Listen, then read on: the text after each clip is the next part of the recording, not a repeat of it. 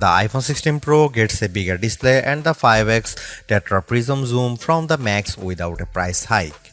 Add in promising Apple Intelligence features, a smarter Siri and longer battery life, and this is a compelling flagship phone value. I just wish the charging speed got a boost and that visual intelligence and ChatGPT weren't coming later.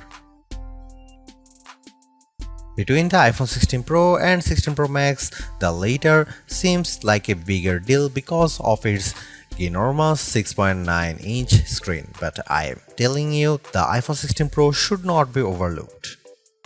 I have been using both of these new iPhone Pros side by side, and I think the regular iPhone 16 Pro is a better value for $999 US.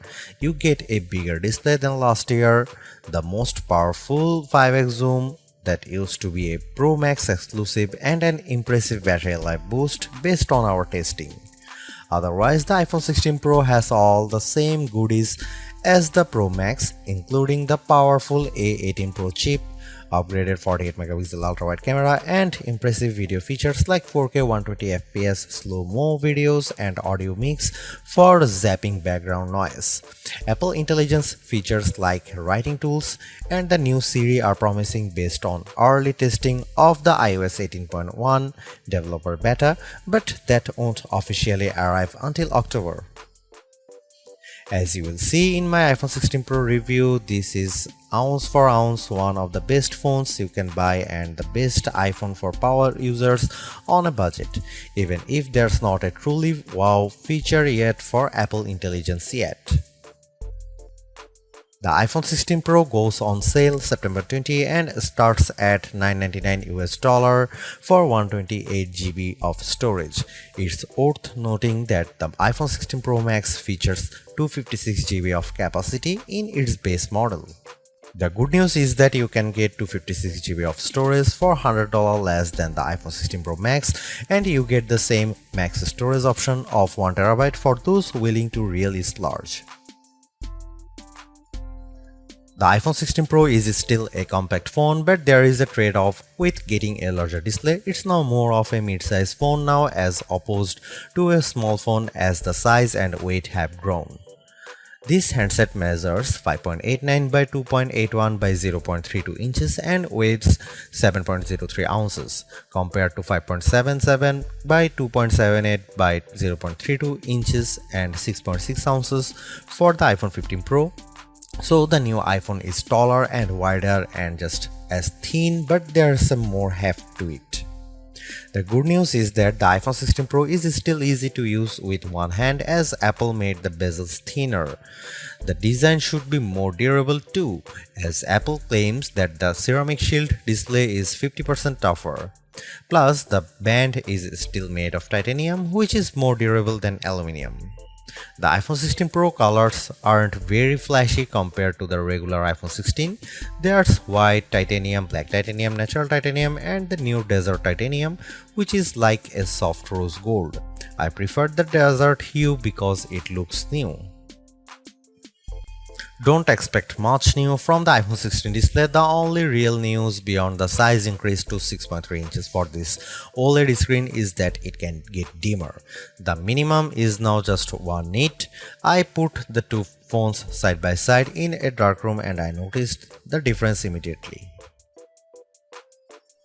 What's the benefit? You can use your phone in bed without disturbing your partner, and if you are using standby mode, the iPhone 16 Pro won't be as bright when you are using it overnight as an alarm clock. Otherwise, you get the same 120Hz refresh rate on this Pro Motion display and the same max brightness. Apple claims a peak brightness of 2000 nits outdoors and 1600 nits for HDR content. We simulate outdoor conditions with a flashlight and the iPhone 16 Pro reached 1553 nits. That's higher than the Galaxy S24 Ultra but way behind the Google Pixel 9 Pro.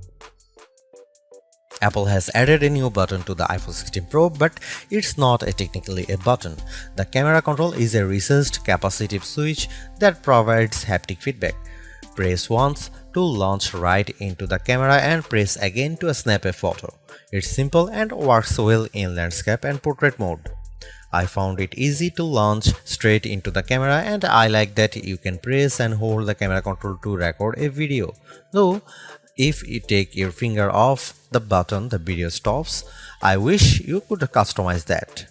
The camera control has a lot of tricks, including the ability to zoom in and out by sliding your finger left and right on the button, and a soft double press launches a mini menu. You can scroll through it to tweak things like exposure, depth, and choose photographic styles. There's a learning curve to camera control, but I'm glad that it's an option. Plus, this frees up the action button on the left side of the iPhone 16 Pro for programming other shortcuts.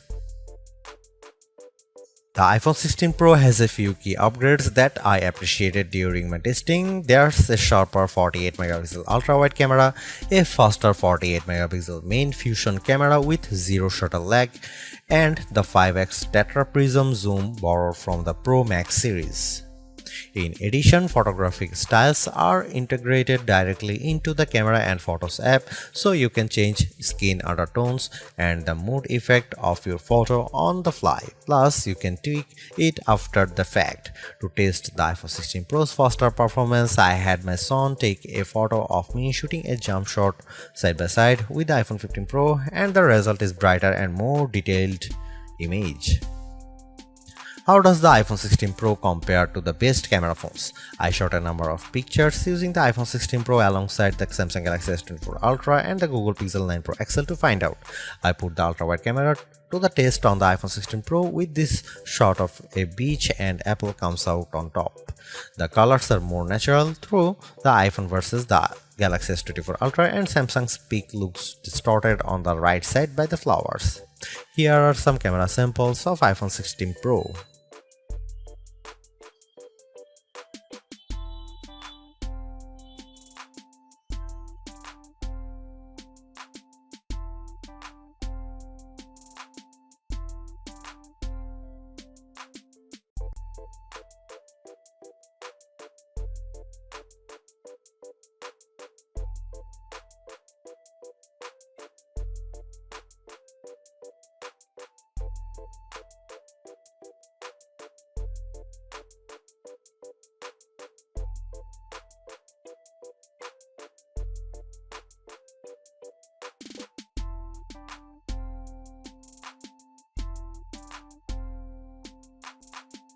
Overall, the iPhone 16 Pro is arguably the best flagship phone under $1,000. You get the same excellent cameras as the iPhone 16 Pro Max for $200 less, and I think the screen is big enough at 6.3 inches while being easy to use with one hand. I also like the improved battery life, handy camera control, and compelling audio mix feature for videos. The Apple Intelligence capabilities such as writing tools, the new Siri, and cleanup show promise, but some of the more exciting features like ChatGPT integration, image playground, and the Google Lens like visual intelligence are coming later. In terms of the competition, I think the Galaxy S24 Plus and Google Pixel 9 Pro have more compelling AI features right now, but I prefer the camera system from the iPhone in many cases and the extra performance from its A18 Pro chip. Should you upgrade to the iPhone 16 Pro? If you have an iPhone 13 Pro or older phone, I'd say yes. And if you have an iPhone 14 Pro, I'd say wait to see how well Apple Intelligence works once it fully rolls out before you buy.